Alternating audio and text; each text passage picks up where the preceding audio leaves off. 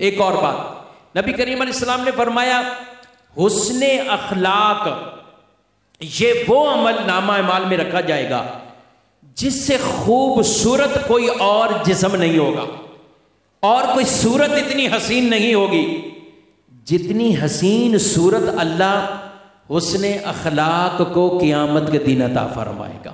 جتنی حسین صورت حسن اخلاق والے فرمایا قیامت کے دن تم میں سے جو حسن اخلاق والے ہوں گے اللہ انہیں میرا قرب عطا فرما دے گا, انہیں میرا قرب دے گا.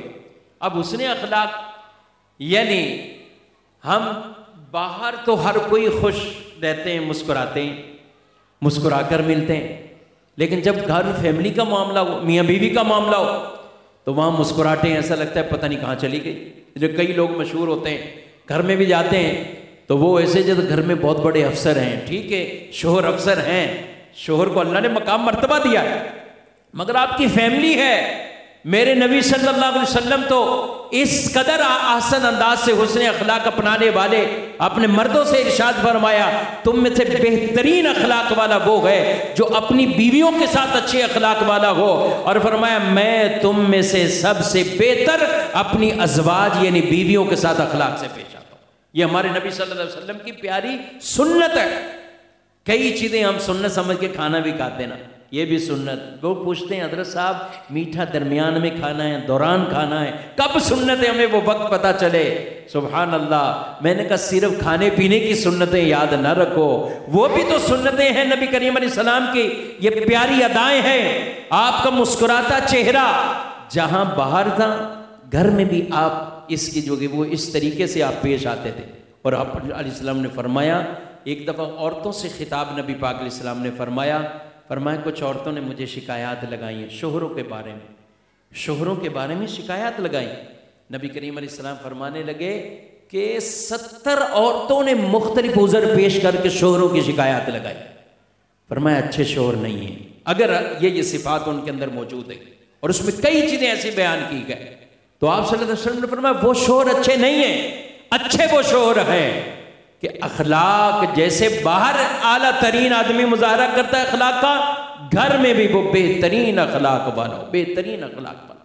اما عائشہ صدیقہ رضی اللہ تعالیٰ نے فرماتی نبی پاک صلی اللہ علیہ وسلم جب گھر تشریف لاتے تھے تو آپ اس انداز سے سلام ارشاد فرماتے تھے کہ اگر کوئی سویا ہوا ہے اس سے وہ جاگتا نہیں تھا, اور کوئی جاگ رہا ہے تو اسے حضور کا سلام سنائی دے دیتا تھا.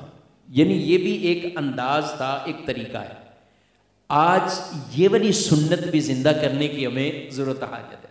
گھر میں اگر اتنے افراد ہیں, کوئی سو رہے ہیں اور دوسرا اپنے موبائل کے اوپر طرح طرح کی ویڈیوز, وہ چلا رہا ہے, وہ یہ انداز اپنا رہا ہے کہ انہیں تکلیف پہنچ رہی ہے, ٹھیک ہے وہ نہیں کہہ سکتے, نہیں بول سکتے, مگر نبی پاک کی مبارک سنت, مبارک طریقہ انداز دیکھیے. فرماتی ہیں کہ جب حضور سلام کر دیتے تھے تو جو جاگتا ہوتا صرف اسی کو آواز آ رہی ہوتی. اور یہ بھی آقا صلی اللہ علیہ وسلم کا ایک مبارک حسن اخلاق والا یہ انداز تھا. میرے نبی صلی اللہ علیہ وسلم کے پاس فجر کے بعد چھوٹے چھوٹے بچے مدینے کے پانی لے کر آتے تھے. حضور ان میں اپنا ہاتھ مبارک رکھتے تھے. صحابہ کا عقیدہ کتنا سونا تھا, کتنا پیارا تھا کہ حضور علیہ السلام مبارک ہاتھ پانی میں رکھیں گے اور یہ پانی ہم اپنے گھر کے مٹکوں میں ان میں ڈالیں گے اور سارا دن وہ پانی استعمال کریں گے جس میں حضور کا مبارک ہاتھ گیا ہوا ہے. اب کہا کہ جب گرمیوں میں تھا تو پانی میں حضور اسی طرح باہر آتے, فجر کے بعد بچے پانی لے کر آتے تو حضور مبارک ہاتھ رکھتے تھے اور وہ گھروں کو خوش خوش جاتے. صحابہ کہتے ہیں جب سردیاں آ گئیں تو ہم نے سوچا کہ اب سردی ہے, سردی کے موسم میں آپ جانتے ٹھنڈے ٹھنڈے ہاتھ سے کوئی سلام بھی لینا تو آدمی کہے گا یا اللہ کے بندے تیرے ہاتھ کتنے ٹھنڈے ہیں.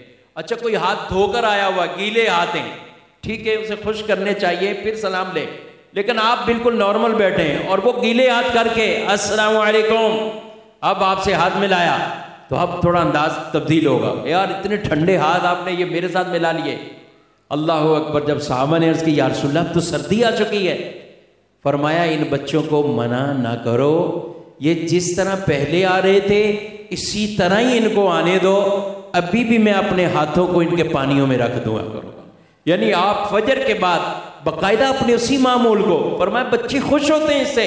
اور جنت میں ایک گھر ایسا اللہ نے بنایا ہے کہ جو دنیا میں بچوں کو خوش کرتا ہے، اللہ تعالیٰ جنت میں اسے بیت الفرحہ یعنی خوشی والا گھر عطا فرمائے گا.